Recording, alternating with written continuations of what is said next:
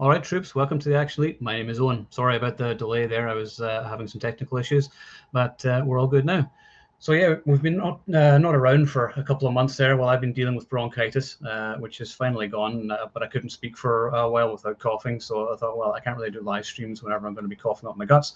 So now we're finally back in action and looking forward to tonight's chat. So it's just going to be three of us, and I'll start off, first of all, with Charlie. What's going on? I'm doing good, man. Good. And next up, I will add J-Man. Hey, good. How are you? Good. So yeah, we'd already started this stream a few minutes ago, thinking it was live, and then it wasn't. So that's great. Comedy gold. Yeah, exactly. So that's awesome. Well, so that was the meaning of life, and as we've discussed, we've all figured it out again. now. So oh well. Unfortunately, it was such an in-depth discussion. We can't repeat it. So yeah. So I'm sorry, all. Anyway, so tonight we are going to be talking about two rather underrated superhero movies. And normally you might be thinking, why are you doing superhero movies in Action Elite? And it's like, well, because they're action movies, so shut up. And the Shadow and the Phantom, I think, have always sort of had a sort of bad rap. They weren't huge critical or commercial successes when they came out. Because remember, the Phantom was supposed to be a trilogy, and I wish it was, because I always loved it. But because it wasn't a huge hit, then we never got the sequels. But I do enjoy them both. And one thing I noticed whenever I was watching them, and I was like, why do both of these movies look better than any of the MCU or DC movies of late? They just look like they take place in like the real world. There's like no CGI. I think that's probably the thing where, and they both have the style of like the old serials. They're both set back in the pure olden days, as we used to say in Glasgow. And they just sort of capture the feeling, I think, of the original comics and the strips and everything which you used to watch. But yeah, I really enjoy them both. So we're going to do a little comparison tonight and see which one is the better movie. I think I know, but it's actually it's been a tough choice because I do enjoy them both. So first of all, I thought we were going to do Meteor Man and Blank Man when you said two underrated superhero movies, but then everybody knows Blank Man. Blank Man is the best. There's no verses required there. Yeah, I'm going to have to say that Blank Man is way better than Meteor Man. All right. And then someone suggested, "Oh, are you going to do the Rocketeer versus Dick Tracy next?" And I was like, "Oh shit, we should have just had all four. That would have been awesome. That would have been tough." Yeah. To rank them all. The thing is like there's a few of our circle that do not like Dick Tracy. They gave there's a very, very good reason for it, which is all the villains get killed. It'd be like a Batman movie with Joker, Penguin, Riddler, Catwoman, every villain he's ever fought, and they all just get killed at the end. And it's like that's fair. I mean, I give you that. But as far as if you didn't know any of that stuff, Dick Tracy. But if you know it, up there though, right? Like just think if they did that with Batman, it was like 7 or 8 villains and they all just got killed. You'd be like, you just killed all the Batman villains in one movie. Like literally each of those characters that we saw should have had his own movie. So I was like, at the time, that's a legitimate complaint. Now there isn't any more Dick Tracy movies. So as it's on its own now, it kind of is a neat thing to have everybody. But maybe you could say it's the only one because they killed all the villains off. But I think there's way more ways to look at it. Yeah. But I mean, Tim Burton killed off the Joker and then he killed off the Penguin in his movies. So but not every villain in one. No, not all of them. Not every villain there ever was in one movie. But anyways, I love Dick Tracy. So I got all the toys. And the Rocketeer as well. So I don't know, maybe we can do that at some point. I don't really know if to do a versus between those two because they're two very different movies. But I mean, the Shadow, you probably could. But the Shadow and the Phantom, you could almost believe they took place in the same world, in the same universe. Absolutely. So we'll start off talking about the Phantom. And I hadn't seen this. In fact, I think I'd actually never watched it once whenever it came out. And I remember liking it and never really giving it much thought. And then over the past few years, people started talking about it again. And I thought, I think I might have to give this a watch. In fact, Jonathan, I think, did an article on it, an underrated gem article, or was it Sumi article or something about the merits of the Phantom. And then I thought, I'm going to watch it. And I met Billy Zane a couple of years ago and he was awesome. So that I have to support my boy Billy. So so I watched it and I thoroughly enjoyed it. I thought it was a fun movie, great stunts. He's in the costume for like pretty much the entire movie. There's pretty much like one scene where he's not in the costume, which is great. He's cool. He's likable. There's 2 guns. Like what's not to love there? Great action, lots of explosions. So I really liked it, and I think it's definitely a shame we didn't get a sequel. I also really like Treat Williams as the villain. Oh, he's awesome. Yeah, you can never go wrong. It's funny. He's almost likable though. It's like you can't really hate him because he's not particularly evil. I was like, damn it, I'd work for this guy. I like him. He's got one great evil scene that you're like, okay, this guy's a son of a bitch, but damn it, I like this son of a bitch. Yeah, no, but damn it, I like the cut of your jib. But yeah, so there's him, and then also you got Karihyu Kitagawa from, of course, Mortal Kombat and Shonen. Yeah, he's great. Shang Tsung.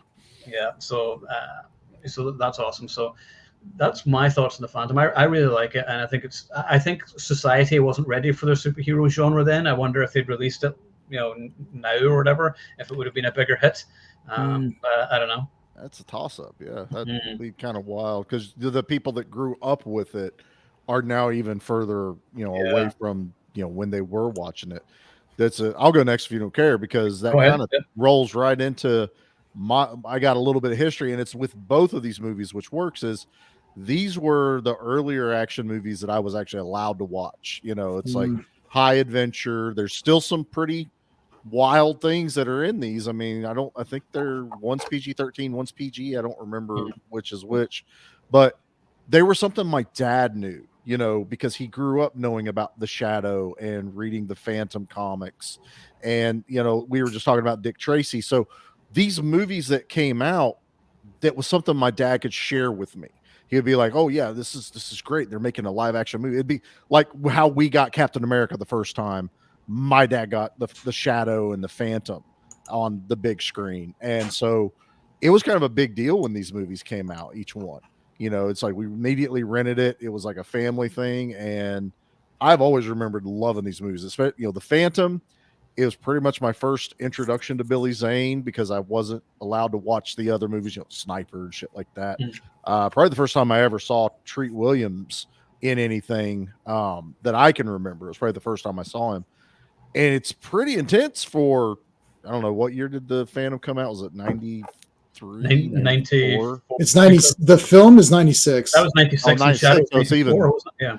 Okay. But even at, I was 15, 16, there's still some pretty intense scenes in there. We were just talking, like, there's one scene with Treat Williams that makes him a son of a bitch, is the microscope scene that you don't see anything, but that dude got stabbed. Pun intended. Exactly. Yeah. But it was kind of shocking to see that level of, violence in a movie that was, based on, a comic strip.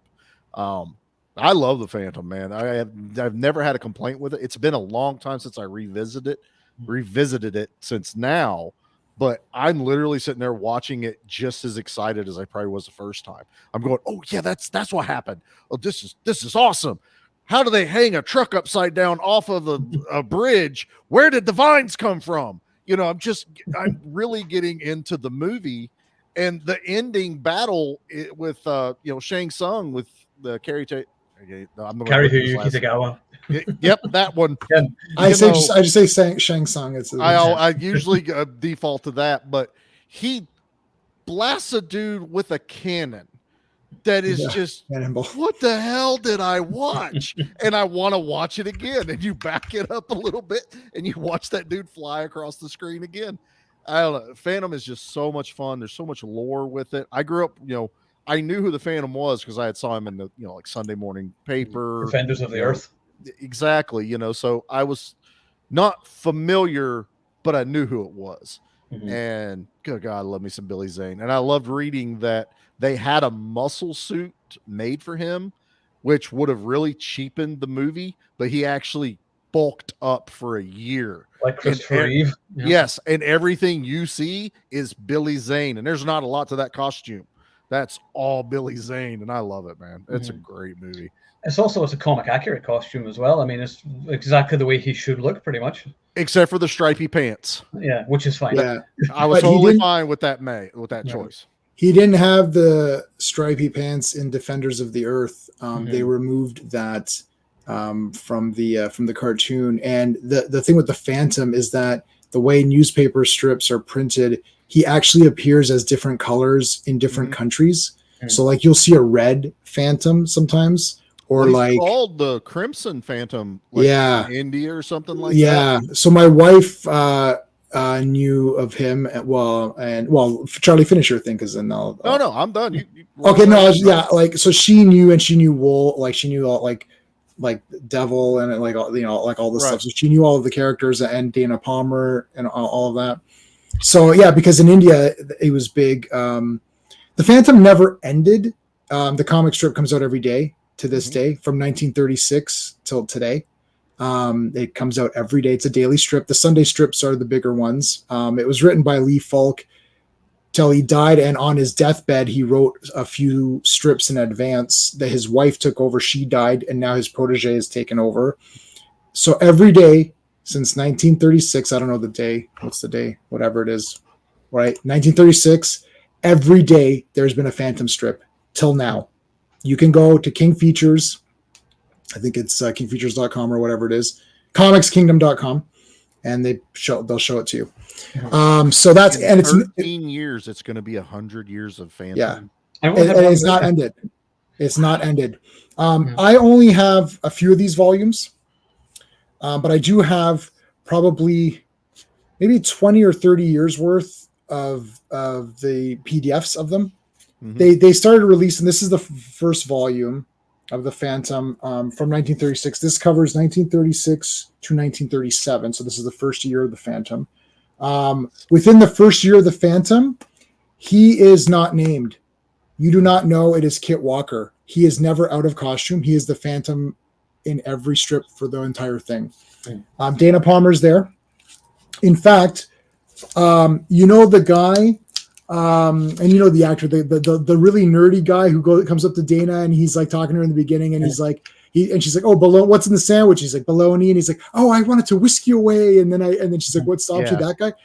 That guy's from the comic strip too, and he was one of the people that she suspected of being the Phantom because he's so goofy that he's hiding the fact that he's the Phantom, right? Wow. So like you can see, like this is some of the strip.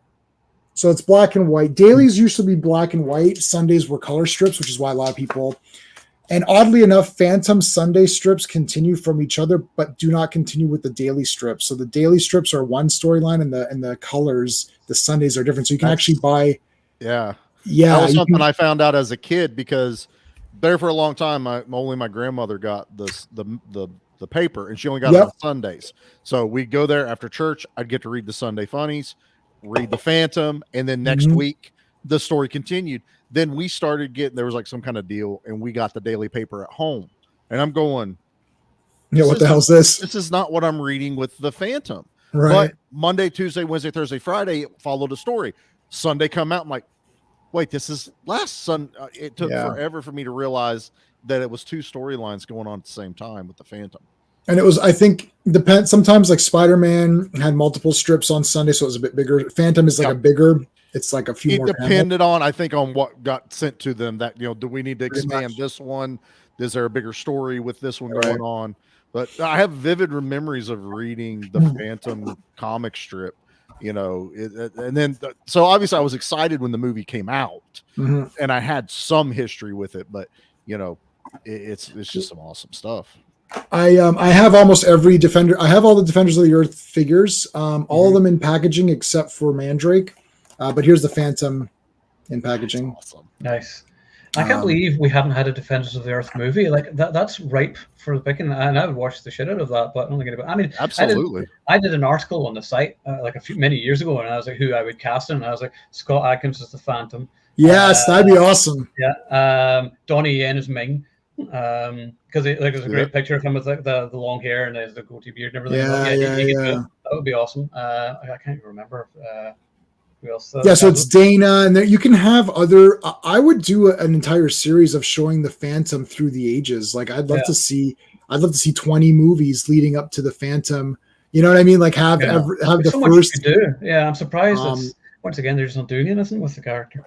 No, I don't know what the rights cost, but not that much. This is the most current Phantom figure, but I buy all Defenders of the Earth related stuff. So that's Flash Gordon, Mandrake, and Lothar. Mandrake, Lothar, and the Phantom were created by Lee Falk. Obviously, Alex Raymond created Flash Gordon, so they merged them for Defenders of the Earth. But they also did the Defenders of the Earth versions of all these. So I have all of these. This is the comic book Phantom. So I have like all the comic book versions, and then I have all the Defenders of the Earth versions as well. So the Defenders of the Earth versions are back there with my Defenders of the Earth shelf, and then the comic book versions are down there. I can't show you every Phantom thing. We'd be here all day, so I have like an enormous amount, like little guys, like Funkos, like whatever. When we get to the Shadow, I may just show it now because I'm just showing everybody. I do have the Shadow figure from when that. Awesome. From when that. Oh, I love that. That's awesome. But yeah, the Phantom. So I saw it in the theater. Saw it opening day. They gave out Phantom rings, the skull rings. Nice. What? Nobody's done that since. What the hell? What the hell? Yeah, I don't have that. I don't have that anymore, unfortunately. Now the movie, he does have a second ring. So the right-handed ring is a skull, and when he punches you, it leaves a mark. So it's like bladed. So it leaves an imprint, and that means you're a bad guy because the Phantom has punched you. The other one is like a T with little circles on it at the end. You can look it up. That's the good mark of the Phantom. So there's actually multiple markings. They didn't show that in the movie, but no big deal. He didn't have the striped underwear. Not a big deal because we're used to it from Defenders of the Earth, anyways. Anyway, yeah. I always go with the listen. That's what it is. It is what it is. He did have the two guns. They had all the characters in. I can't remember their names now. The Catherine Zeta-Jones's women flyers. They're right out of the comics. I was looking them up before we started the stream. I can't remember what volume they appeared in, but they're exactly like what they are. Like it's like, yep, it's all women. They're all pilots. That whole thing. They did change. They called them the Sang Brotherhood, but it is the Sing Brotherhood. But even in 1996, they were thinking a little bit of, will this be offensive? So they did alter the way that, because they kept saying Sang, and I'm like, is that I don't think that's it. I'm like such a small change though, it is a small change to Sang, like what that was, it's almost pointless for being, that's what I mean. It's so pointless to change it that way. If you had said someone had it copyrighted and they wouldn't fucking let go of that name, okay, fine, that guy's a piece of shit. But if you're just doing it to be like, we don't want to offend the Sangs, okay, who cares? Totally get you. The movie has one of my favorite things in movies, but also in superhero movies, where the villain says something and then the hero appears in the next shot. So when Sander Drax is there, and James Remar comes up and he's like, well, what are we going to do about the Phantom? And he's like, nothing. It's like, why do I care about some jungle hero in another continent? And then it cuts, and then he walks out of the cab and he's there, and I'm getting goosebumps right now while we're talking. I love that kind of stuff. Like it's just so cool. This movie is 10 out of 10. I would say it's a masterpiece, and the reasons are because it is short. It tells one story. It doesn't set up 400 sequels. It doesn't have you guys probably didn't know that, hey, that guy's from the comics. Hey, that guy's from the strip. They're from the strip. You didn't know that, but it didn't matter. You enjoyed it as a piece of entertainment. And for the nerds, we're like, oh, there's these characters. Now, also, you set up the Phantom. You immediately get a quick origin. There's no big, long, drawn-out origin. They tell you right away, he became the first Phantom. There's a long line of Phantoms. Done. Now, next thing, villains introduced. Drax, he's a bastard. That showing him kill that guy with Charlie, and you said that with the microscope, that is like imprinted in my mind from when I saw it in the theater. And the thing is that it shows that Drax firstly has no fear of killing people. He blinds that guy right in his office. He doesn't even care. He's a complete jerk because that is a sneak attack, like weapon, right? So he's willing to do anything for the power of these skulls. So he's got a lot of money because he's hosting a big party and all that. So we know that he's powerful. He's got friends with the cops. He's got ties with the cops. He's willing to do anything he wants. He doesn't give a crap. He's got carte blanche. He can do anything he wants. That sets up a villain as being a dickhead, and you want to see him get taken down. But he is a very fun. When you're older, you're like, he's great. Street Williams, man. The Street Williams, he's great. Williams. No, he's great. But as a kid, you're like, F this kid, right? He was a fantastic bad guy when you were a kid. Like exactly like, that diabolical, like, holy shit. Yeah. Right. And they didn't need a lot of setup time, and then you get it. And then the other thing too is that they have a love story, but it's very playful, and it's not 100% that they're getting married. It's like it's like she's like, well, I know your secret, but I don't know. It's like, well, shit, I don't know. Are they getting together? They didn't overdo that. He's in the costume a lot. There's action pieces every so often. There's a cool battle at the end. That's it. I don't know how long the movie is. I don't even know, 100 minutes or whatever. That should. Why don't they just steal that template? I've been saying this. 40 minutes. Yeah. Yeah, I've been saying this. I've been saying just steal the Phantom. Just pull a Never Say Never Again, and like Thunderball, and just steal the same thing. Instead of Phantom, it's Spider-Man. Instead of Drax, it's Green Goblin or whoever. Right. Set him up doing something evil, so we know he's evil. Spider-Man saves a couple of people in the beginning, saves the kid, like Phantom saves the kid, so he's a good guy, and they know about him, goes to walks, right? And then get to it. These overblown movies, and Owen, you're saying it looks better. It's like it's not even that. It looks like it's in the real world, yes, but also you can feel that there's something going on in this movie that you're like, oh, it's like high octane. Yeah. Things happen. You're like, there's momentum. Like I'm like, there's okay. An airplane chase with a horse and another vehicle in the jumping off the plane onto the horse It is so insane. I love the Crimson biplanes that the girls are flying. Those are awesome. He steals them. There is a video game on Xbox 360 my dad and I used to play called Crimson Skies. Immediately took me back to that, and I'm just like, I love just the aesthetic of this entire movie. I'm just disappointed that the movie doesn't have a giant laser firing into the sky at the end. I feel we don't get enough of that in superhero movies. Right? Yeah. Just some world-ending thing is going to happen. Right. Why can't the bad guy? It's just if he gets the skulls of Uganda are not in any of the strips I've read. That doesn't mean they don't exist in other medium in comics or thing. But anyways, the thing is, like, we know that it's bad to get them. Because the previous Phantom, who is the prisoner, I can't believe the prisoner is playing the Phantom, Patrick McGoogan, which is great. So the prisoner is playing the other Phantom, and he's like, "You let them get to the skulls of Uganda," and he's like, "They don't have all three," and it's like, it's building up tension. So it's like, I don't know what the skulls of Uganda are, but apparently they're not good because we don't need to know. Right. And I don't know, they just can't tell. So this movie didn't. I don't think people gravitate to the Phantom because they just thought, well, we've got Batman and all these other guys, and you're like, the Phantom. And I remember when the Daredevil film came out, someone actually said to me, Daredevil, that's just a ripoff of Spider-Man. And I was like, they're different characters from the same company, and Daredevil's been around almost as long. Almost, yeah. They're like, no. What do you mean, no? So it's like people didn't know. Anyway, so the Phantom, it just kind of fell, but like it was a great movie. I think Rocketeer's great. We talked, Dick Tracy's great. Shadow's great. We'll talk about that. But there's like zero problems with this movie for me. The costume is awesome. It actually has a skull.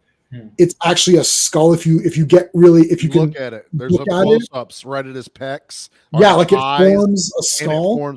It's like Punisher skull, very subtle. You know what I mean? Yeah.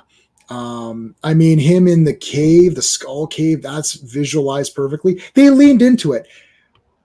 They're like, we've got this property. Why did we buy this license if we're going to change everything? No, let's just make the Phantom and let's see where it goes. They added some supernatural things to make it a little bit more like jazz it up a bit. And that's it. It doesn't need to reinvent the wheel every time. It doesn't need to be the world's engine, machine. Some machine's going to destroy the world. If Drax he's already a dick and a villain. If he gets this, he'll be a worse villain. So we have to stop him from getting it. Plus the pirates, the Brotherhood is pretty cool. I love the Brotherhood at the end of this. That's so they're awesome. And they just come in out of nowhere. They already have a skull. And they're just like, we have one. What do you want from us? Yeah, and we killed the Phantom. I killed the Phantom. So what? Yeah, I've killed him. I killed him too. I killed him. So fantastic. That, again, like you were talking about, when they talk about the Phantom, he appears. He's up above them during this entire thing that's happened in this discourse. I love it, man. And going back to some of the stuff about like the love thing, it took me till now, like watching it this weekend, to go, oh yeah, he makes a comment about the Phantom is the descendant's son. It's been a long lineage. And then they make that little thing about the girl, and he goes, I intend to marry you. And it finally in my brain went, oh yeah, he needs a son if he's going to keep going. As a kid, over my head, didn't give a shit. No, girls are yucky kind of mentality. It was just fun, not overly sexualized. The sexiest part is him walking in on the pirate ladies. Yeah. Oh, so sorry about that, ladies. My bad. I loved that little interlude between all of them. It was the so charm. Much fun. Yeah. This is what's missing. All of these heroes are smarky or whatever. It's like, where's the charm in here? Yeah. He comes in and he's like, "Oh, excuse me," and then he's like, "Is this a ship full of women?" Like it's just he's just like questioning it. Then he jumps down like this laundry chute and then lands right where he needs to be. Immediately, Catherine Zeta-Jones wants to have his baby, which is hilarious. Yeah, he's in love with her because he declined me, or he could have bad judgment. The thing is, like, we're not allowed to find women attractive in movies anymore or whatever else, so they wouldn't be doing that. Instead, the women would probably beat him up and humiliate him and make him look like an idiot, and then they would save the day. And that's what would happen. Hey, strong female character in this movie, 1000%. She is independent. Catherine Zeta-Jones, both of them are kick-ass. But as far as like his love interest, man, she is headstrong. She fights alongside the Phantom. I mean, it is amazing stuff. She's never quite the damsel. I think the most damsel part was when she had to jump out of the airplane and he had to catch her. But I totally love this character, of her. And she's like, the thing is, this is what we want. We want verisimilitude, which is what Sean always says. It's like, we have to believe that Dana Palmer is a real person. So, okay, we can assume that, she grew up rich family, so they probably always wanted a son, right? So she did a lot of the boy things. That's how she's able to do certain things, right? Defend herself. She can ride horses. She goes off on her own, so she's independent. However, she doesn't overshadow the Phantom or make him look stupid in order to boost her. The movie doesn't make her look better than him. When she's captured, she's smart. She tries to hide the letter, and she's like, "I'm going to get her." Yeah. And then he's like, "Okay, let's get out of here." She's like, "Fine." And then he's like, "No, I meant let's get out of here, but I should lead." Right. And the thing is, he's playful with her. And it's like, okay, but she can't do everything. She's not literally the best, because it's like, well, no, the Phantom has the advantage here. So he's like, we got to jump on this plane. Oh my God. It's like, right, because she doesn't jump off planes, but Phantom does. So she has to bow to him. It's not a matter of this character needs to look stupid to boost up another character. It's that both characters are good in their environments. Yes. And Phantom, you're in Phantom's world now. So she has to go with what he says. And it doesn't make her weak or strong. It just makes her a character. And they're not writing characters. Like now, every hero, including the female heroes, come across as assholes. It's like, this is why they don't like the Captain Marvel, Brie Larson film, or they don't like the Eternals. Everyone comes off as just very pompous. It's like, oh, I'm this and that. It's like, okay, or can you just be normal? Like I just want a normal character who can just talk. Like everyone likes Captain America. Yeah, everyone loves Chris Evans. He's like clearly the best of these Marvel guys, right? And it's like, because he's just like a cool guy. Like, when he's running and then, Falcon on your left, exactly. And they're just talking, and he's like, oh, what movie should I watch? He's writing them down, and I got to read that book. And I'm like, right, just normal people. And they're just talking, those two guys. Why do you think like Falcon and Thing we're like, well, these guys are clear. Everyone loves Winter Soldier. Yeah, because those guys are awesome. It has nothing to do with anything else. The action's good in all the movies. The action always looks good. But Winter Soldier, you cared about the people in Winter Soldier, which makes it a better movie because you care. They can't do it. They lost this art in less than 10 years. That's sad. Let's say in 5 years, they completely lost. Yeah, since Infinity War, basically. Since Endgame and Infinity War ended the MCU, and then everything since then has been shit, basically. I mean, it's just not been great. There's reasons for that you guys, they left the Silver Age, and that was the beginning of the Silver and Bronze Age were the best age of comic books, and everything that you like is pretty much from there, with exceptions. Winter Soldier is modern, right? Modern, it's that just Winter Soldier's modern, but the sensibilities of it are Bronze Age, right? Which is like Cold War-ish, but it's Hydra instead, right? It's not. As soon as they start going to the newer things, it's like they can't make Shang-Chi a gritty kung fu action flick. They have to make it a fantasy Asian movie. Okay, that's fine, but then it's not Shang-Chi who's the master of kung fu. Here, he's the master of wire effects and CGI. It should have been like a Shaw Brothers actioner. It should not, it should not have been a fantasy, but they don't have the rights to that character, so that's what they did instead of just picking something else. Anyways, but yeah, Phantom is great. There's so many character actors in this. Great cast, yeah. Like the cast is insane. Billy Zane's like the coolest guy ever. He's very smooth in this movie. You believe everything about him, and he's so authentic. Yeah. Yes. Yeah. He wants to be in the movie. He wants to be the Phantom. He lobbied for that role. He's proud of the movie. It celebrates heroism and adventure. It doesn't do it at an arm's length. Like, yeah, we know, like Indiana Jones and the Dial of Destiny, they made a movie, but they're like, yeah, we know we know Indiana Jones is a bit silly, so we kind of, poked fun at it while we were doing it. It's like, no, nobody wants to see that. We want you to see it like Raiders or Temple, where we believe that he's Indiana Jones and he can do anything. We want to root for the good guy again, basically. Yeah. Well, they distance themselves. That's their trick. Like they do little things to poke fun. And it's like, yeah, but you need to embrace this concept. You're doing the Phantom. So embrace the Phantom and do it. Bring it to screen. Like Dick Tracy, we talked about. They embraced that maybe too much, where they just said, let's just literally put it on screen, but they put every single, villain in it, and then they all got killed or whatever. Yeah.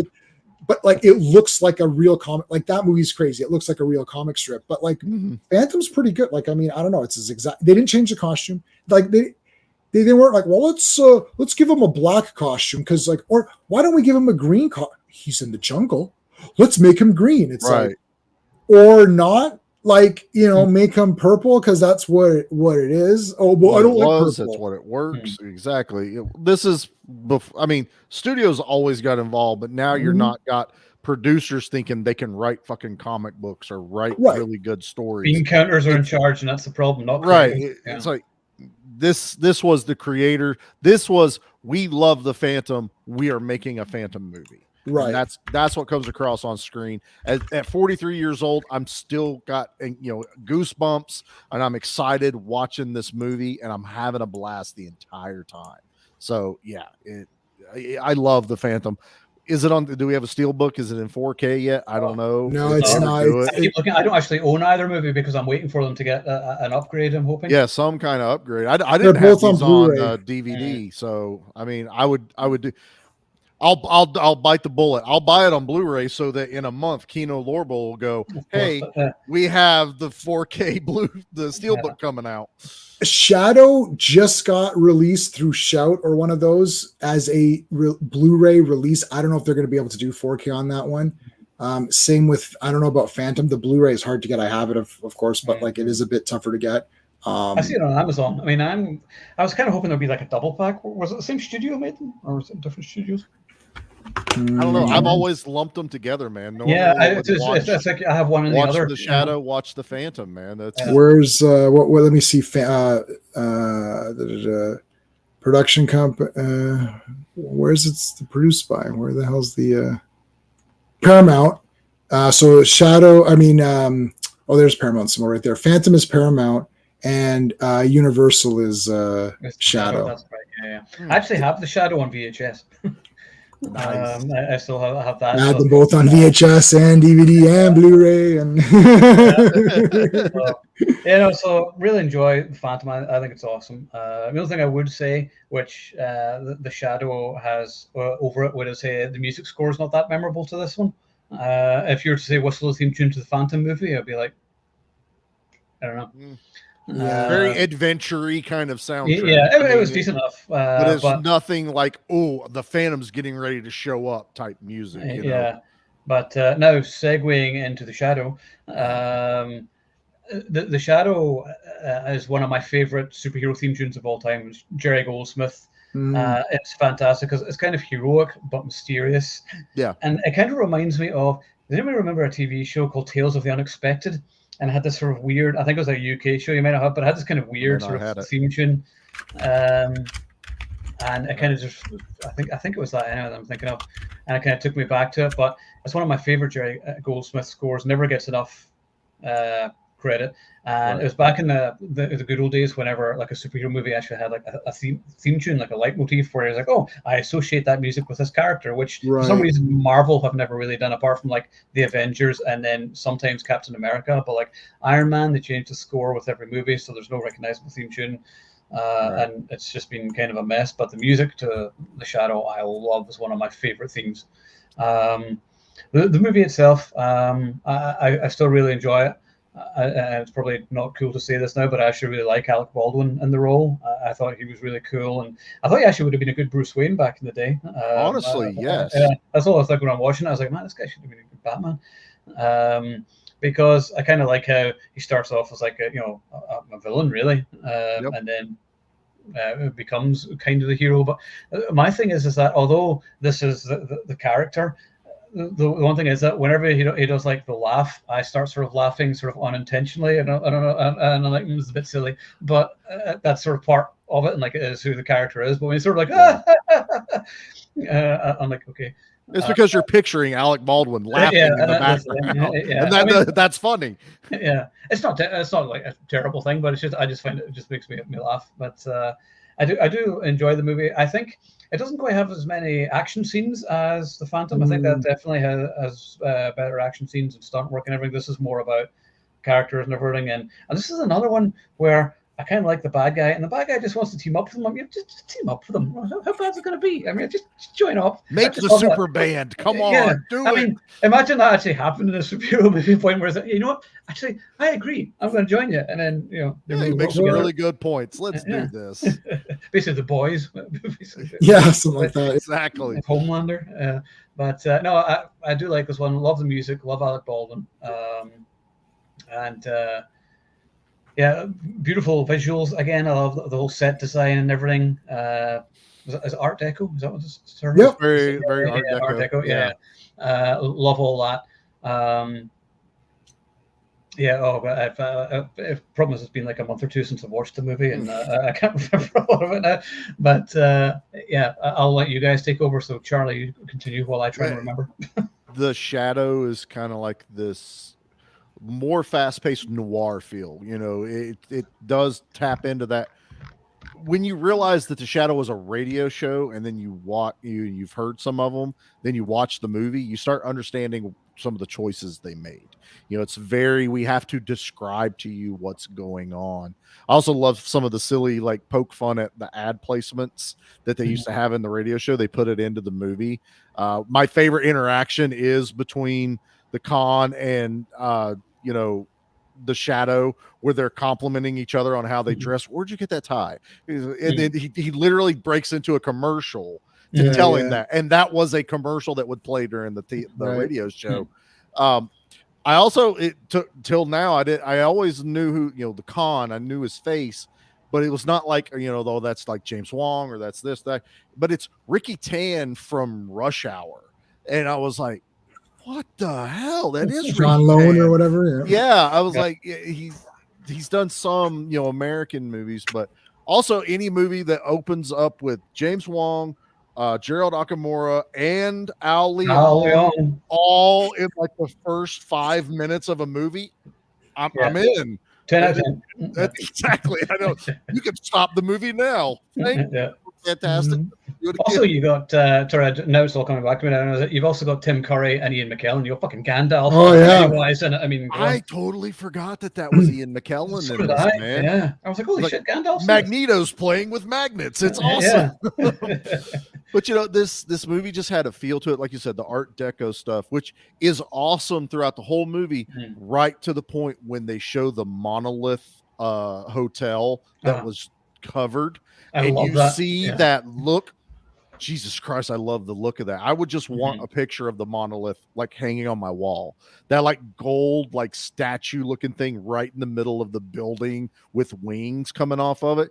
Jesus Christ, the design, the set design, that they took something that had no pictures to it. The Shadow didn't have anything that you could reference off of, and they went, let's do like a roaring 20s, 30s kind of feel and put it on screen. And God, I love it to death.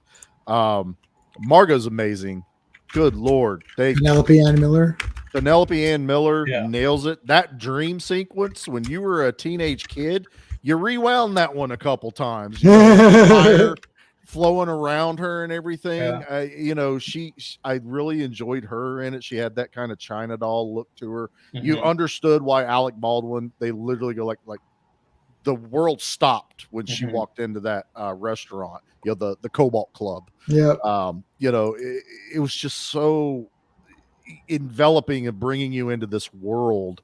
And there's some comedy in this that I enjoy, a bit of levity in the darkness. And from, like you were saying, the villain just wants to team up with, the good guy, because the good guys, bad guys, did I cut out? The baddest of bad guys, So there's like, is the Shadow good? Like, could he revert back? Because you wouldn't know that because you saw what he was capable of. You see those flashbacks, which are badass, with Alec Baldwin with the blood on his mouth and he's wiping it off and he's doing sword fights. Just so much cool shit in this one. I have always enjoyed the Shadow. I've probably rewatched it more than the Phantom. Same here, yeah. But it's gonna be hard if I actually have to go, which one's better, because I was enjoying both like equally. Like this was just a really fun, nostalgic go back and rewatch something that I probably wore the VHS tape out when I was a kid watching this movie. Yeah. So. Yeah, I mean, both of them just feel just like the old school serials from like the 30s and whatever. And I thought they really capture that without making fun of it and sort of looking down their nose. That's the trick, man. You don't have to make fun of shit if you don't understand it. You just set it in that time and, you make it as realistic as possible and treat it with material with respect. Right. Respect, people. That's what it's called. If you don't understand it, go find someone that does. Yeah. And if you're still going to be writing and directing it, listen to those people. Don't just go, well, I don't really understand what's going on, so I'm going to do my own shit on it. Not to go all the way back, circle around what we were talking about, but you're correct. These movies feel exactly what I would have imagined those characters being back in the day. There's kids that grew up with the Shadow that it was playing in their minds, and I would hope someone on that set, was also like transported back. I forget the guy's name, the cab driver. He was he's good. Young Frankenstein. You would have to imagine he listened to the Shadow as a kid. He was Raymond's dad, and everybody loves Raymond. Peter Boyle. Peter Boyle. Yeah. I refuse to believe he never listened to the Shadow on a radio show, and he wasn't like filming this movie with like a dream come true attitude, or going, this is exactly what I saw in my head when I was a kid. Just the Shadow and the voice and the feel. It's just, it's straight nostalgia. It's nostalgia for an era that I was not part of, but that's what makes this good. Is I feel like I am a part of it now, because now there's a little bit of the Shadow's lineage in my era, and I would love for them to do it again. But I could guarantee you right now, if I made my kids sit down and watch this movie, they'd be like, okay, that was all right. Just one of Dad's movies. And be like, damn it. No, this is awesome movies. Off to the foster home with you. Done with these now. Yeah. It's funny whenever people say, oh, they should remake it. I'm like, no, they shouldn't. I remember I watched The Last Starfighter a few weeks ago, and people were like, they should remake that. I'm like, no, they absolutely should not. It would have absolutely no charm. It would all be CG. And the whole thing about The Last Starfighter is that 80s aesthetic and the charm and the innocence and sense of wonder, which is missing from all movies today. Don't remake it. The stuff from the 80s, leave it in the 80s, because you're not going to make anything better or come close to it. I think people who say, oh, they should remake it are in their minds imagining the perfect version of that, which they can't do, because they can't even make a good version of something that we know. Like they can't take a hero that's popular and make a good version. So how are they going to take an unpopular hero and make a great version? Like they can't even do a good movie on a character we know. Like, right. It's like one Iron Man movie later and it's turning into piss. Like what? It's like you got a pretty good first one. The second one's like, it's okay. We should implement a rule now that you're not allowed to make remake popular or well-known movies. If you want to go remake a piece of shit that was a piece of shit in the 80s, have at it. Try to make that better, because you can't screw it up any worse than it already is. Yeah. They will, because it won't have the charm of being bad. That's the other thing. Not even a fun. I don't want them remaking Troll or Troll 2. I mean, go find the dumbest piece of shit movie out there and go, here is a property. Right. Have fun. You can't make this worse. Go. And I don't think that should be the rule. Quit remaking fun shit, Mm-hmm. Yeah, I mean, the Shadow for me is still really entertaining, and it is the one I've watched more than the Phantom, which I think is interesting. So yeah, this was quite interesting versus to think about. Makes you think, man. Yeah, and that's the thing about these conversations, that you're sort of going over it in your head, and you're like, wait a minute, because I thought coming in that I had a straight answer, but now I'm like, I don't know. But yeah, anyway, J-Man. Well, yeah, I love the Shadow also. The thing with the Shadow, okay, so Shadow, I just looked it up. So there's 677 radio episodes. I've got a couple hundred and something. I maybe have like 250 or so that I've been able to piece together. I love radio shows. I made my own radio show with Sean and Steve as characters, with my character Strong Arm.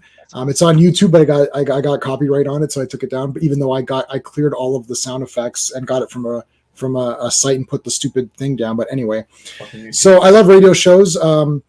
This movie though is radio show, not mostly, but not original Shadow. So it depends on what your thing is. Like I have about maybe 4 or 5 Shadow pulp adventures. So Owen, I bought you those pulp adventures. I bought you, right? So the Shadow's like that. Although Steger did not do the Shadow, it was a different publication company. I think Shadow and Doc Savage were from the same publication company, if my memory serves. Both characters are great. Those are available in reprints a lot, but they're not like these new reprints that are coming out now all the time with like the Spider. I prefer the Spider over the Shadow, but that's just because I read more Spider than Shadow. But Shadow's awesome, and he didn't have any powers or anything. He's just a guy. Yeah. So the radio show came on, and we got Orson Welles, of course, in there. And they're like, well, radio show's different, Charlie said. You gotta, it's like, hey, what are you doing with that gun in your hand? You move and I'll blow you away. It's like the characters have to say what's happening. So the suspense of the Shadow infiltrating places and sneaking around doesn't have the impact that it would in a novel where you can explain the tension, or in a serial. And I have the Phantom serial. I don't know if there's a Shadow serial. I feel like there should be one, but I don't have it. I've got the 2 Spider serials. Yeah. There should be a serial. I've got the Spider serials. There's 2 of them, but I don't have the Shadow. But I have Phantom. Anyway, so like the whole thing with that is lost. So they're like, well, let's give him the Shadow powers. So he becomes a Shadow. He manipulates the minds of the villains so that they don't see him. So he's invisible. And that's the What Evil Lurks in the Hearts of Men and Lamont Cranston. I don't quote me, I've read very, very few. There's like hundreds of Shadow. The Shadow is the most popular pulp hero in terms of volume. I don't know how many there are, but like there's like 300 or something, or 400 or something crazy, and I've got 5. So he's not Lamont Cranston or whatever. You're not sure of his identity. The radio show is he's Lamont Cranston. He has Shadow powers. That became this movie. So there's a little bit of, that's not the real Shadow. And then there's there's 677 episodes of this. So yes, that's now the real Shadow. Right. But so there's 2 camps on that one. And I'm in it doesn't bother me either way, because every movie's wrong anyway. So I'm just going by if the movie's fun. Right. And I love the Shadow movie. And I absolutely think this is like the coolest idea ever. The sun is shining, but the ice is slippery. Ice is slippery. Saving the guy and then saying, thanks. It's like, no. I like, you work for me now. Like I just saved your life. So this is one thing that a lot of the other guys didn't have, is a network. So having a network of people that I need a cab driver, boom, I got this guy. I need a scientist, boom, I got this guy. I need a doctor to patch me up or something, boom, I got this guy. And so the side characters became interesting. And it was really cool where you're like, oh, what the heck? Like, this guy's an agent in the shadow. Oh shit, he's with them. You know, it's like, so you've got that like extra little cool part. Also the fact that Margot can't be hypnotized, I think is super funny. That's the comedy where he's like, you will not, and it's like, it's like, you will not. So she's like, what? You will. It's like, what are you saying? Okay, you had a couple extra drinks. It's like, what is wrong with you? And he's like, oh shit, this doesn't work. And he didn't he doesn't transform his facial features when he becomes the shadow, but they added that because the way that he's drawn on the pulp covers is with the Roman nose. Really angular. Yeah. Nose. And it's like here. So they replicated that, and like you see Alec Baldwin, you're like, well, that's not what he doesn't look like that. So when he's using his shadow abilities, he morphs into that. I kind of thought that was really cool. I don't know. Like, I loved it. It's the Clark Kent kind of thing, but instead it's like he can manipulate your mind to see this version of him. And I love that fact that because now it's like, even if you caught a glimpse of the shadow, you're not like, oh, that was Lamont Cranston that kicked my ass and took off running. You know, I loved it. And then how it drains him, like whenever he gets back in the cab, comes off of him and he's like all covered. Take me to the Cobalt Club. It's just sweating to death. You know, it's like the more you watch it, you know, especially as an adult, you're like, this really drains him, which is why he's so Khan, who has hypnotized everyone. That was awesome. To not see the Monolith Hotel, which mind blowing when you start putting that together. Going, it's so amazing, and the look of awe on Lamont's face, like I see it now. Genuinely impressed, guy, and he's like, "Tell me, what do you see there?" And he's like, "Get off me, you crazy guy!" And he's just like, "He can't see it. See, he can't see." It's so awesome. I like the guy that is the middle of the network. I loved how they described that there's like these tubes and these wire transfer, like Telegram and stuff, that this guy is basically the internet of the city, Lamont. And I love the visualization of that. When that cop comes walking out of the museum and you're kind of like, this guy seems a little off. And then he writes the note and you see the ring and you're like, he works for the Shadow. Holy shit, this guy's exactly. That's what that's what I'm saying. There's a little bit of added excitement. You're like, oh, he's one of these guys. And then the other thing too is that this is a thing that children play out and adult children also play out, which is you start to visualize, because when you're a certain age, you're like, yeah, the Shadow. And then when you get a little bit older and you watch the Shadow, you start to think, you're like, I know I'm not the Shadow, but then you're like, oh man, maybe I could be one of the agents of the Shadow. And then you're like, I got to get one of those mood rings or whatever. The Shadow needs a carpenter. I'm telling you right now, he's got to have some cool shit that he's built. I would totally be. I'd rock the red ring. Which, you're sitting there going like, I know my wife, and she'd be like, why are you wearing a red ring? And I'd be like, oh, I just thought it was cool looking. That's well. It needs cleaning. Take it off. I can't take it off. I can't take it ever. Yeah, no. I can take my wedding band off before I can take this ring off.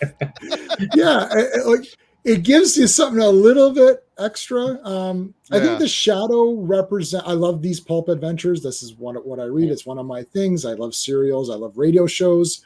I love Spy Smasher. We haven't seen Spy Smasher, Owen, right? We have to watch that. No, also, why we've never had a Doc Savage movie, have we?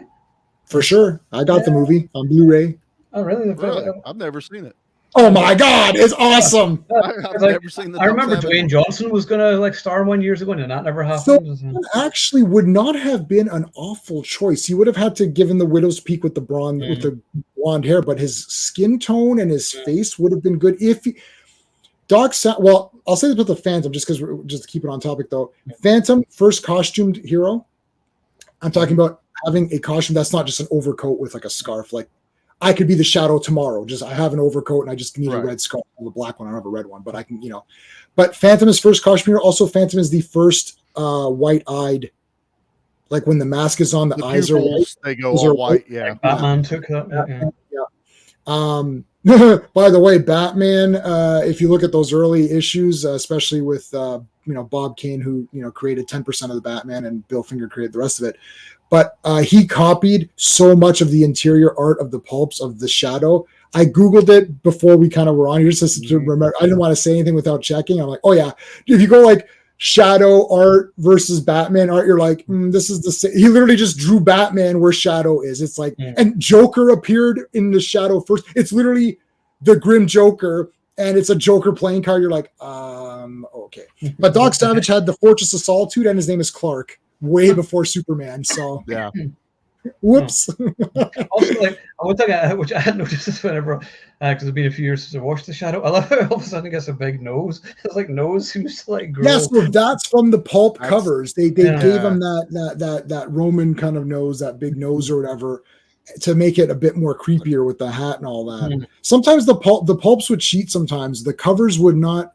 Like the spider has 3 different looks. The pulp covers have him with a domino mask, which is not what he looks like as described within the pages. He has like teeth and a fright wig, and he's got a hat, and he's got like elongated like kind of vampire teeth and like one of these like crazy wigs. So he scares and he kills the people, leaves a spider mark to show that he was the one who killed them. Nice. But then when they adapted the serial, they gave him what has now been adopted by Miles Morales, which is crazy. And this is which is a all black with like red stripes, like a spider stripes, like Spider-Man. So Miles Morales, his costume, that's like the spider of the serials. That's one of the reasons I don't like Miles Morales. But anyways, because everyone knows that character, no one knows the spider. But anyway, so Shadow is a good representation of those kinds of pulp stories. Yeah. But the Phantom skews more superhero, and I love both genres, so it's very difficult to decide. I have a winner I'm picking a winner based on the film. I like the Phantom character better, so I'll just say I like the Phantom better. I like the character of the Phantom better than the Shadow, but I love the Shadow, and I think the movie works better as a movie that has adventure and fun and all that kind of stuff.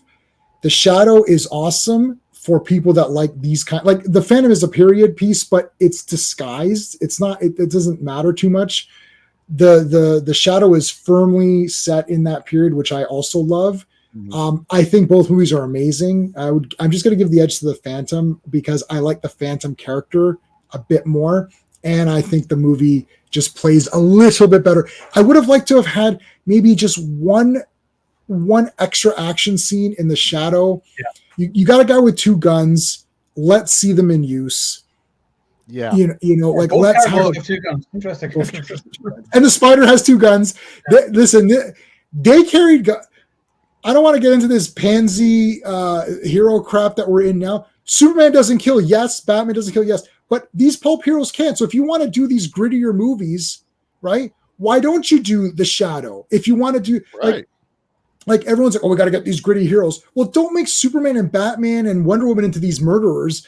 Get the Shadow. He kills everybody. He kills them that will kill. Kill for good, but he kills for good. Yeah, he's not going to literally go up to someone and guy on the ground and smoke him in the face. But like he shoots back at them, and if they die, he aims to kill. Like he'll shoot to kill. So do that then instead of making Wonder Woman into a murderer or whatever. I read that they had this huge in battle plan because the end of the Shadow is pretty abrupt. Like, he stabs Khan, you get that little bit of stuff in the mirror. The mirror fight was supposed to be way longer, and Khan was actually going to be like in the mirrors showing Cranston all the atrocities he committed in the past he was that warlord. So you got that little glimpse from the nightmare, but it was supposed to be like way more. And the fight was supposed to be way longer and more action-packed. They completely ran out of money, and they had to end the movie, which is that grand old, we're out of money right at the end of the fucking movie. Although I love how the Shadow ends with the glass going into Khan's head. Yeah, that's cool. The first time you see it as a kid, you're like, he just murdered that dude. That was awesome.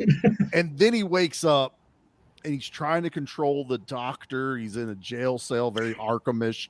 And you're like, oh shit, he's working. And then the doctor laughs at his ass. And he turns in the rain. But he turns around and that whole section of the brain, no one ever really uses that part of the brain anyway. And you're just, as a kid, you're like, well, they took his brain out, so he doesn't have the power anymore. Yeah. You're like, no, that's one of his agents in charge. It's so much fun, man. That is awesome. Oh, God. Yeah, The Shadow's also directed by Russell Mulcahy, who did Highlander. Yeah. It needed more sword fight. Yeah. I will give it the benefit, though, that it does play perfectly on that era of like science talk, like beryllium sphere, atomic bomb, and implosive, explosive. Just all these type of things. You mean atomic? It's almost like Lamont Cranston invented the term atomic bomb right then. That's how early all this stuff was going on. But you said it, Tim Curry. I swear to God, that dude is from that era. He just has the look to his face. He emotes perfectly. He goes almost cartoonish at the end when he's firing the gun. Come fight me like a man. And then he's like, the shadow's right at his ass. And he's like crying. And then the shadow makes him jump out a fucking window and kill himself. That's hardcore for a superhero. That's some Frank Castle shit. Yeah, so he's so these guys are still considered pulp heroes because Superman would be the first superhero. So they don't play by the rules, and I think, and I think we always associate it in our brains that if it's in this period, it was okay. Like Zorro kills, like all of these older characters, like the Spider kills everybody. And like laughs over it, like so it's like all of these guys, like it's like that was sort of like just their thing, and then you kind of think like, okay, now it's not like that just because it was the time period. I know it's not exactly PC to say it like this, but that people understand what I'm saying. Kids were watching Cowboys and Indians, and the Cowboys killed everyone they saw that wasn't another cowboy. People were getting shot, falling off of buildings. Murder was always on television. Like, maybe there's not blood squibs and decapitations, but when someone got shot in those type of films, they were dead. There wasn't no illusion that they were still alive. So seeing that the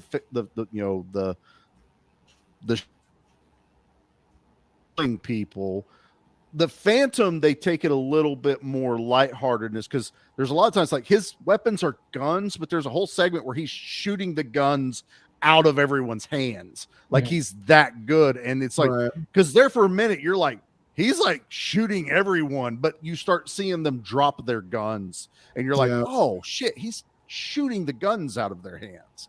It gives it that little bit of maybe the Phantom doesn't kill indiscriminately. Maybe he only kills if he has to type situation. Yeah, that was like a Lone Ranger thing too. Silver Bullet, that's the cost of a life. That's why it's like he's losing money every time he fires, so he doesn't fire. Yeah. But I like the idea of setting these characters in the time where they're written, like the Shadow, whatever. And I know there's been rumors that Christopher Nolan is going to be taking over James Bond, and I was like, first of all, yes. And then he wants to set it back in the period it was written, like the 50s or 60s, and I was like, yes, because then you can actually make the character behave like the fucking character was written instead of making him boring the way Daniel Craig played him. And I was like, no, he's a womanizer, misogynistic, or whatever else. He shoots people, he drinks, whatever else. That's who the character is. If you're like, but you can't do that today. Yes, you can. That's who the character is. If you don't like it, then this character is not for you. Find something else. I agree. Don't watch the movie. Then if people trying to change everything, don't fucking change the character. That's not the way a character is. If you don't like it, go fuck yourself and go create something else. But they use that excuse. See, this is they use that excuse reverse. So if they make a movie like Barbie or something, it's not for you. Well, wait a minute. James Bond isn't for you. So why do I have to make? Why do I have to? I agree. You can make Barbie for you, and it's not for me. But then I must have my James Bond, who's not for you. Well, that can't be. James be for everybody. It's like, okay, either every movie ever made is for every person ever born, or it's target audience. And if it's target audience and you're not the target, STFU. Yeah, I work in advertising. I work in advertising. Like how he spells it, and then he's like, "No, just make sure you don't fucking understand me. Shut the fuck up." No, because it's so tiresome. Like. I can't anymore. Like I'll instantaneously get rage of, it's not for you. Oh, it's not for me. Well, what about James Bond? Well, right, it's not for you. Yeah. Yeah, I mean, I work in advertising, so I know target demographics. That's an important part. You don't try and aim everything for everybody. You have to aim it for the demographic the product is made for. And that's kind of the whole part of doing it. So I was like, okay, well, James Bond was sort of the male fantasy. Guys want to be him, women want to be with him, that whole thing. But who the fuck wants to be Daniel Craig's James Bond? I want to be this angry and bastard who is boring and has no personality. And I was like, no. So yeah, I hope Nolan understands the character, and I would love it if he did. I think it was debunked that there's not been talks going on, but it's a rumor that keeps sticking around. And I was like, I would love someone like him who understands the character and would treat it with respect it deserves, and he's not going to change it around. Like, well, actually, we're going to make James Bond a woman. No, you're not. Shut the fuck up. That's not what he is. If you want to lose money, go right ahead. Yeah, it will fail. Everything else it's failing these days. I was going to say, if there's any proof to the pudding, as they say, it's not making any money. So maybe we should go back to making movies for the fucking fans that want to see these. Yeah, they want to see them and stop trying to alienate us, the actual fans. But that's the whole thing. Is that, and it started with Ghostbusters 2016, the whole fan baiting thing, where it's like, oh, you always hate women if you don't like this movie, and I was like, no, the movie's a piece of shit. That's the problem with it. It's not funny. But not to mention it came out, and then everyone's kind of like, you really can't defend this movie all that much. Okay, but see, they never mention that Barbie movie was awful for me. But I turned it off after 15 minutes. But I'm very happy that it made $1 billion. I'm like actually like not joking around. I'm very happy because it's like, oh, you just don't like movie that's all about women, all that. Well, let's examine the numbers. Let me get my calculator out. Barbie made $1 billion. How do you explain that? Right. No, I think it's fair type situation. You're right. It proves the point even more is if it's not directed at me, and technically I didn't go to the theater and watch it, it still made $1 billion. Exactly. Yeah, we're not the target audience. So I was like, you know what? I'm pleased it made money because it was nice to see a female-centric movie that made money and whatever else, and it kind of saved the box office. So I was like, great, good for it. Yeah. Is it my movie? No, I don't care. I'm not going to begrudge people for liking it or anything else. So go ahead and enjoy it, but don't slag me off because I don't like it because I'm not the target audience. Right. But they complain, so that they say for Ghostbusters, oh, they didn't go see it because it was all women and all that. But Barbie was targeted to women and it made $1 billion. Ghostbusters was targeted to women and it made nothing because it was an awful. Barbie's also an awful movie, but marketing was better. But it doesn't matter. It's like you're saying that if it's a female-led movie about female empowerment, it's not going to make money. But that didn't happen for Barbie. That's not exactly. Yeah. Where were all the women to go see it then if it was so successful? Right. Where were you all? Oh, wait, you didn't go see it either. Right, because women don't like Ghostbusters. I mean, the thing with the target audience is that they don't know what the audience target is. When you can't define the people involved in the target audience, it's like they don't know. It's like, well, this is a target audience, this is made for women. Yeah, but what is a woman? Oh, I can't answer that. So therefore they don't like the idea of a target audience because they don't like the idea that there's a target. It's like every movie should be for everybody. It's like, but that's not going to be. And when you get to the target audience, and in advertising too, you can start to figure out your budget. You can say there's X number of Ghostbusters fans out there based on comic book purchases, video game purchases, rentals, viewers on Netflix, rewatchability of the Ghostbusters earlier movies, the Blu-rays have been purchased. You could say, okay, let's make this Ghostbusters. It's going to be for the guys. Let's make it old school.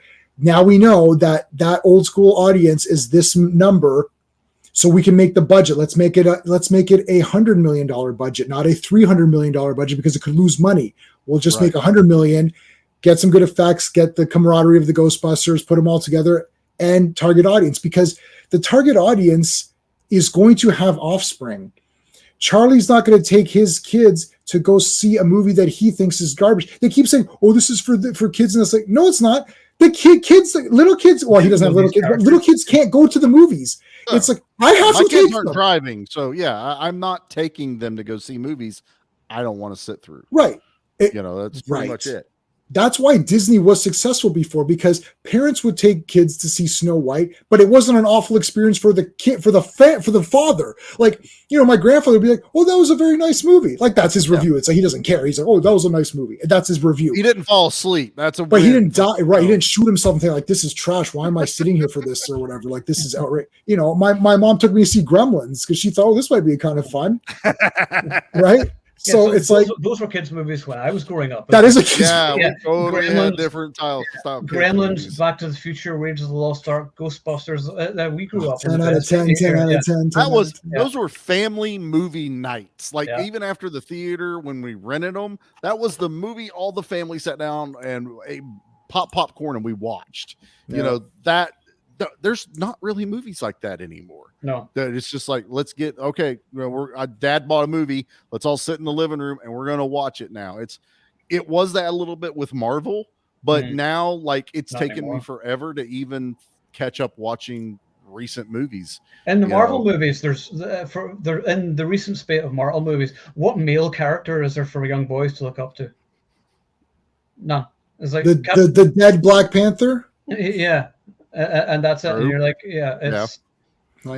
they've killed off all the interesting. Honestly, though, the only one that I feel like is even still somewhat there would be like Ant-Man, because he's still more of an everyday kind of dude who's just happy to be who he is. And in his movie, everyone belittles him anyway, like a little bitch daughter, all the way through Quantumania. So. Yeah, I mean, as far as a character goes, he's probably still the only one that I am like, I even care about Scott Lang at all about in most. That's the thing. I like Doctor Strange because it's Benedict Cumberbatch. He's a great actor, and he nobody makes fun of Doctor Strange yet. Yeah, good point. We have Doctor Strange. No. Yeah, yet. We haven't seen the next one yet. That one squeezed in right before it all went wrong. Before it all went well. Well, what are you guys picking? I'm picking Phantom. What I am also going to pick the Phantom. I think it's a better action movie. It has more set pieces and stunts. I prefer the character as much as the only thing I prefer in the Shadow is the music. I think the score is amazing to that. But and it's funny, even though I've watched the Shadow more, but I'm going to buy the Phantom on Blu-ray. I'll watch that a bunch of times. But for me, it's the Phantom just as an action movie. I think the Phantom is the better movie. The Shadow could have done with a few more set pieces, and sadly, it was lacking there. But both are still fun movies. But the Phantom wins for me. So, Charlie, razor thin margin, but I think I'm going to go with the Phantom. Oddly enough, I prefer the villains more in the Phantom. I love Drax. Khan's fine, but it's Treat Williams, and I'm sitting there going, I know what Khan looks like, but who the hell is this guy? I don't remember. And it is pretty much him and a bunch of minions. Although I do like the big bald headed minion dude that he had, because he's like in every action movie back then. But like you said, the Phantom was just like this high adrenaline, high adventure. Always, you never know what's getting ready to happen next. And it's just so much fun. A dude goes flying across a cave because someone launched a fucking cannonball into his chest. And you watch he doesn't explode. He just flies. It's Shang Tsung, who I love him in any kind of villain role. They talk about getting typecast, not just Asian. And I'm back. Somehow I don't know what it is. Nothing else is on this internet, but it's Ohio. What are you going to do? Yeah. But I think I love the villains more. I love the Shadow, though. I'm talking razor thin, picking my favorite, and I would watch them both equally. Like, I always remember watching these almost back to back. If I watched Phantom, that meant I want to watch, the Shadow. And then it rolls right into what we said earlier. Then I'm watching Dick Tracy, because J-Man and I, when we first picked this, we were both going, we need to watch Dick Tracy again. And I literally watched it that week before I watched these two movies. And now I want to go watch Rocketeer because I realize I haven't seen that movie in forever. It's still really good. It's a lot of fun. It's a good masterpiece. I remember loving it always. Yeah. Maybe we should just do a versus. Who cares? And we'll just do that at some point, just because they're two fun movies. And I just think I like doing the superhero movies and whatever type of comic movies of the 90s, because they're so different in the way they look and feel from the movies today. Where like the Marvel movies all kind of look the same. For all the part, and they just lack personality and color until I will say once again the Ant-Man movies like Quantumania, although it was CGI and obvious green screen, whatever, at least it was colorful. That and Thor Ragnarok, whenever they really started popping the colors, making it feel like a comic book movie for some odd reason. Weird, but no, the 90s just had this weird, I don't want to say weird, but this just different feel to them when it comes to superheroes and heroes. Even the action movies that we love in the 90s. It was just like this different tone to how everything was done. And a lot of it is trying to make it feel like it's back in the day. Dick Tracy is vibrant ass colors set on a dull backdrop, and Rocketeer, if I remember right, is just a hair, it's color, but it's kind of sepia tone. Like there's a filter to it to feel old again, back in the day. We have a poster in the front room. The Art Deco poster is one of my favorite movie posters. The one where he's like flying through the air. I used to have the novelization, but then I think I gave it away or someone, and I never got it back. It looks like the old World War art posters that they would put out. The propaganda film with them over and everything. You're like, like all of them, like one's up close, but you start noticing there's all these other rocket powered people, like soldiers. It's basically Commando Cody, but the Rocket Man serial, but it's not the same thing. They tricked me. I was like, Rocketeer, wait a minute, that's not. It's like they tricked me into thinking that character was old, but he's not. He's new. Like there is no old Rocketeer stuff. No, it's that movie is the movie, and you're like kind of original IP without being an original IP. But that was great. It's so great because it's so rare that to get that. So okay, so we all agree that the Phantom is the better action. Phantom, it wins by razor thin, but Phantom. So on to some other recent things, because we were going to talk about this in the beginning, but I got distracted trying to get this thing working. But the trailer to Silent Night debuted yesterday, which is John Woo's latest with Joel Kinnaman. It's one of the best trailers I've seen in a long time. I cannot wait. What do you guys think? I think it's the best trailer since Violent Night last year, seeing an action Christmas movie. But this one I think is going to go even harder. I am so looking for it. And that the lead, I love how they're saying like almost no dialogue. So I'm guessing he does talk a little bit at the beginning. Yeah, it looks like his throat gets damaged, and I think he can't speak. I think that's during the attack. It does that. Because he's screaming in the mirror. Then that gives you this feel of okay, he's not going to be able to make any sounds, but he's also wearing a bell. So I'm starting to wonder about whether maybe he has a son who's slightly hearing impaired, or like can only hear like that high register ring to hear his dad coming. So I'm intrigued, and the action of it is just going to be like gut wrenching, ball breaking. See lots of blood. It's John Woo. I mean, hard target, face off. I mean, it's going to be some amazing shots, I hope. Yeah. But it's going to be violent as all get out, man. And there is potential. I know I shouldn't say this, but that I may get to interview John Woo for the film, and I will probably cry the entire way through it because I would be fangirling completely. And I hope it does happen. So we'll see. But I Joel Kinnaman's my boy, though. I like Joel Kinnaman. Like I've said before, I would cast him as Flash Gordon in Defenders of the Earth. My brother thinks that he's not good looking enough to be Flash Gordon, but I don't think that's really fair. We haven't seen him clean. Like as Flag, he's a bit. Yeah, he's always playing more good characters. So I think he could pull it off easily. I wouldn't have a problem with that. But I thought that looked awesome. And then today we get the trailer to The Beekeeper with Jason Statham. Watched it. Yeah. Oh my God! I just watched it too before we started. So many explosions, so many people being punched and kicked in the face. I was like, oh, I cannot wait. There's something about watching Jason Statham beat people up. Like it's always so believable because he's like this big guy. You just think if he punched you, you're fucked. I mean, that's just it. Yeah. His weapons are his fists. Like when he punches someone, they're dead. You know, it's not like they're getting back up. That trailer, man. I mean, you guys literally got to see my face as I was experiencing this thing. I'm like, holy shit. And then just like, yes. Oh my God, man. He throws a jar of honey at someone and smacks them in the head. And you're like, okay, that's funny. And then all of a sudden there's like exposition. Like, did you know honey was flammable? It's flammable as fuck. It's flammable as fuck. And it catches fire on this person. It's just like, it's literally called The Beekeeper. And it's involves in there. bees. It involves bees and the whole shtick. And I love it when an action movie can do that, man. Yeah. It's almost like the Jason Statham, the mechanic, even though, the mechanic is an assassin, but he's working on a car. He is a mechanic. He's got that perfect garage that he's working in.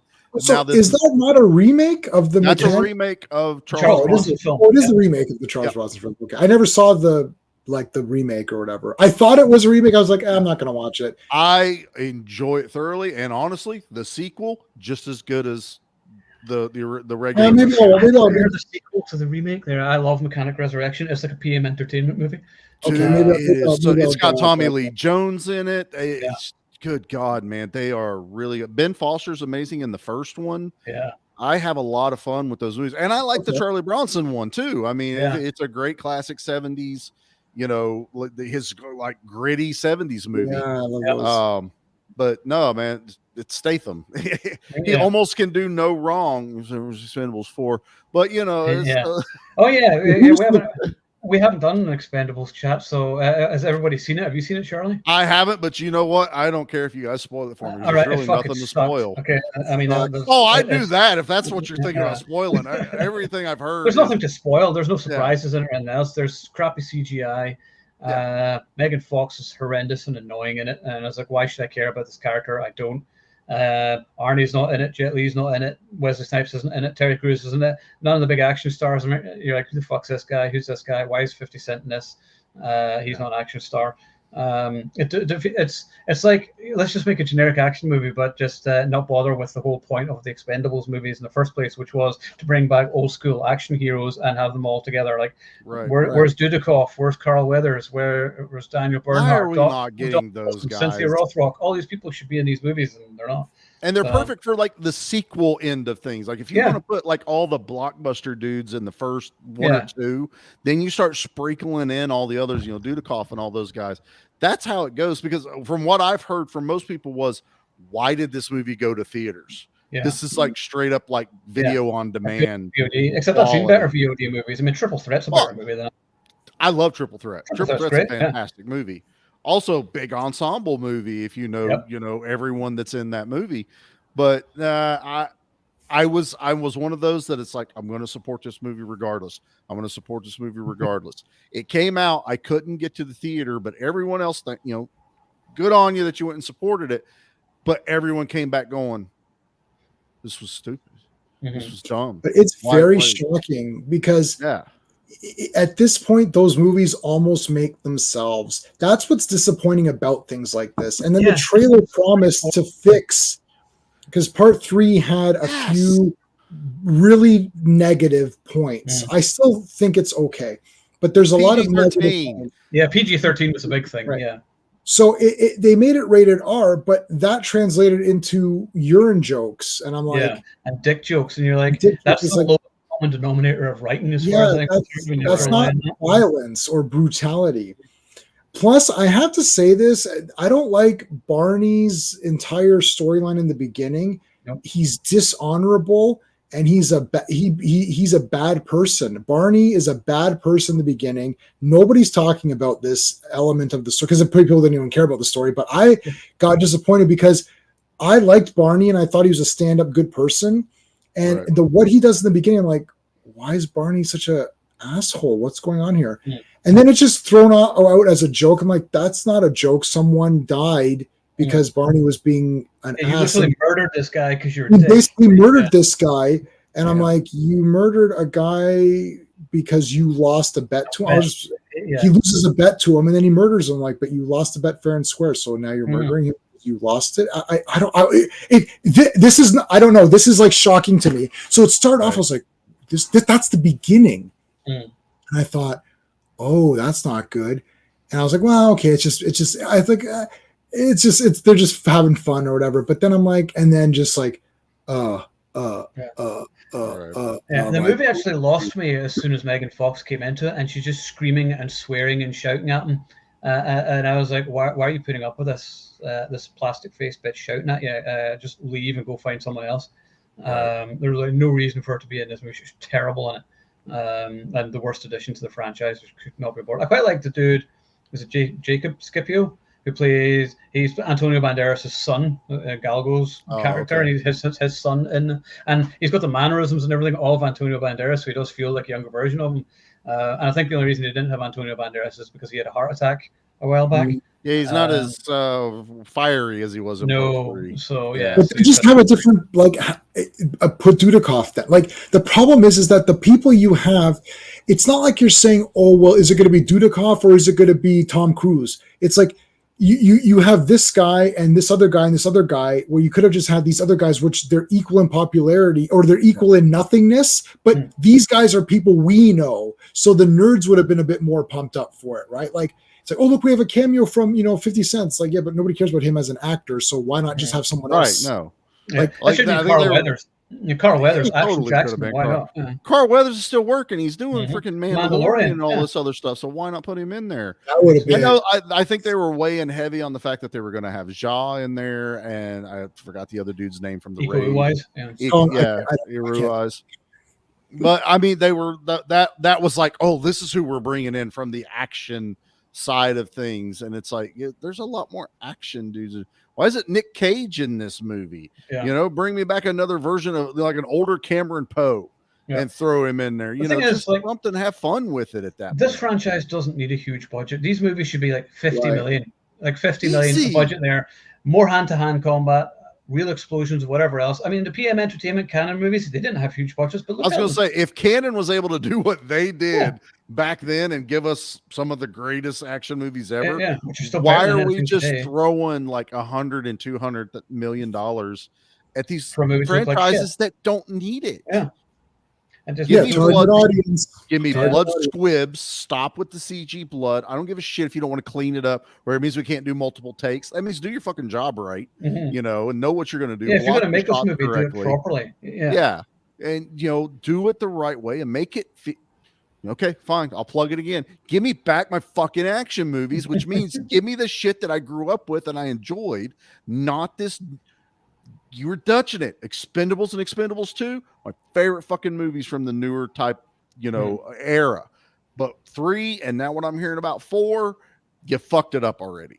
Like, come on, man. And I think it's like 4 is because 3 still had the guys in it, and it still felt like you still had Arnie and everything in it. Yeah, I give you that. Yeah, this one, and then they replaced. Okay, I like Rhonda. They got Rhonda, yeah, but she's a real fighter. This one, they got other people. It's like they got Megan Fox, but she's not a fighter or action person. So either it's supposed to be they're real fighters or they're action people. That, like, they had Stone Cold Steve Austin in the first. Okay, so that's cool. Yeah, he's a wrestler. Then do that. You've literally replaced these guys with nobodies. And Megan Fox is the like, she could have been the girlfriend, but when she comes out and yells at the main character and is screaming and shouting, I'm like, do they think that this is playful, cute banter? Because it's absolutely infuriating. You're just like, I can't stand you. I want her to die now. Like, if Jason Statham would have cut her head off, I'd be like, good. But and then, to turn her into what happens. And I'm just like, I already know. So you already know. Yeah, she becomes basically the leader of. The team. Somehow she becomes the leader of all this shit. You might as well left Charisma Carpenter in it then. Yeah, I was like, that would have been more believable. Anyway. Yeah, and she was a piece of shit in those movies. As far as character, I like Charisma Carpenter. Don't get me wrong, but she was a piece of shit character in those movies. Even Barney says so. Like, bro, she's kind of a piece of shit. Why are you still messing with her? I don't know. Again, it's because younger kids know who Megan Fox is. I don't know many younger kids that know who 50 Cent nobody went to see it in the cinema, so right. My kids weren't begging me, going, Dad, Megan Fox, I have her poster everywhere. She does all this stuff. I need to go watch this movie. They didn't fucking do that, guys. Yeah, maybe like 10 or 15 years ago, maybe people had posters over, but not anymore. Well, no. There's no stars anymore. I'll say this, and I got to get going in a couple minutes. No, if we take let's take a Michael J. Fox as an example, just because you mentioned Back to the Future, and this triggered my thinking on this. Michael J. Fox was a star that my grandparents enjoyed watching. They loved watching Family Ties. They watched Back to the Future. My mom thought Michael J. Fox was cool, and I was the young person at that time, right? 12 or whatever. And I thought Michael J. Fox was cool. So when Michael J. Fox is in a film like Back to the Future, when you guys were both saying, oh, we all watched that together, because Michael J. Fox is a star that the family can enjoy. Yeah. We're very segmented in our celebrities right now. I literally don't know. Like someone will go, oh, look, it's Zendaya. I'm like, I literally don't know who this person is. Like, I know who she is now because I've seen some films. Right. And if she's like, I'm quitting acting, who cares? Okay. Yeah, we used to go back to watch movies because it's a new Stallone movie, it's a new Schwarzenegger movie. I'm going to see it because they are a brand in itself, and therefore I want to go see it, and I know exactly what I'm going to expect. Right. But there's nobody like that anymore. Right, they're compartmentalized. So my niece, who's 14 or whatever, she likes Zendaya and she likes these certain people, and those are the things that she's watching. But there's no connectivity. Like her mom's like, I don't care, right? Like, and I don't care. So you fragmented this audience, but then you want them all to come together. This is why they're so messed up in the business. They don't know what to do. Everyone is kind of running around. It's like, well, then you need to have stars that appeal to mass audience. Not if you don't want target audience, which is clear that they don't want target audience, then you have to start making people that have mass appeal. Yes. Because you can't have this guy in this target audience that only this audience likes. It's like, that's not going to happen. Everyone liked Michael J. Fox, right? It's like everyone could watch that movie and be like, oh, that was cool. Little kids thought he was cool. The grandparents thought he's a nice guy, and they don't have that anymore. It's like, oh no, Zendaya's gonna be on strike, and no one cares except my niece would be like, oh, I like Zendaya, she's great, I like this and this, and it's like, I don't know what you're talking about. This is just like random I'm happy you have someone that you like, but I do not know who that person is, right? And they don't know my people. Exactly. It's when the poster behind you, Owen, is literally 90% of it is Arnold Schwarzenegger, and at the bottom it just says the name of the movie, Commando. That's all the marketing that fucking movie ever really needed back in then.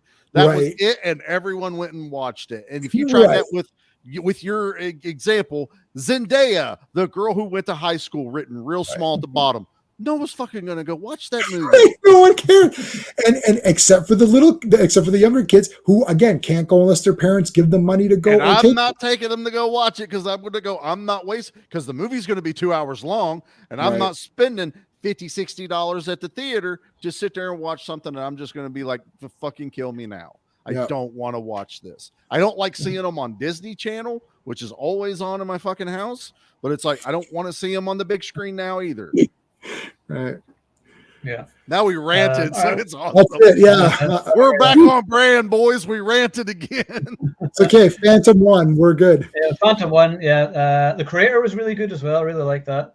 It was kind of, a bit too much of a rip-off of Blade Runner in parts, but I still enjoyed it. Great action scenes. I'm waiting for streaming on it, but I want to see it. I'll wait for on streaming. I would see it in the big screen because it's not been a huge hit. And I'm like, great, another original movie that's not going to be a big hit because people aren't supporting it. And then people are like, why don't they make original movies anymore? Fucking support it. My bad. Okay, I'll watch it tomorrow. Good. You do that. I'll be waiting at your house. Come on down. I'm in Ohio. I'm closer. Oh, there we go. Yeah. All right. So I think, Ronnie Wheaton, hello, shout out to you for being pretty much the only person that watches this, but whatever. He suggested for the next show that we go over Murphy's Law with Charles Bronson. You don't have to ask me twice to discuss a Bronson movie, so I think we'll do that. So we just did in this stream, so it works perfectly. Yeah. So we'll maybe do it either next week or the week after, just depending on our schedules. But it's not going to be a long break like it has been, because that was just because of the bronchitis, and ain't nobody got time for that. So I'm fine now. So does anybody else, you guys, anything cool coming up in your streams this week? No? Go ahead, Charlie. I'll just real quick, we're doing it's October for us right now, so it's all spooky movies. Freddy versus Jason, vampires, John Carpenter's, We're doing the first Dracula Hammer film, which is the horror of Dracula. A bunch of other ones, and I have another podcast starting up called "Give Me Back My Rock and Roll," where we dive into albums throughout, the 80s and 90s, rock, metal, anything that we grew up listening to. Because once again, music is shit now, and we used to get albums of a lot of good music, not one fucking track that would pop up on iTunes for a month, and then everyone's tired of it, and they made TikTok videos of. So, yep. I'm salty now all of a sudden. Now we're all mad, and I'm going to promote my show mad. But no, Friday we drop our first episode of Give Me Back My Rock and Roll. So, yeah, that's what I got going on. Awesome. Anything with you, Jay? I'm doing okay. So, what is today? Wednesday. Tomorrow's Transformer Thursdays. Sean and I are doing 4 episodes of the G1 series. We're still in season 1, right before the Ultimate Doom trilogy 3-parter. That's tomorrow. Friday is Fourth World Fridays. Every Friday is a Jack Kirby thing. Now we're on the Fourth World, so that's the New Gods, Jimmy Olsen, and Forever People, and I forgot the other one, Mr. Miracle. So that's Dark Side and all that stuff where he appears.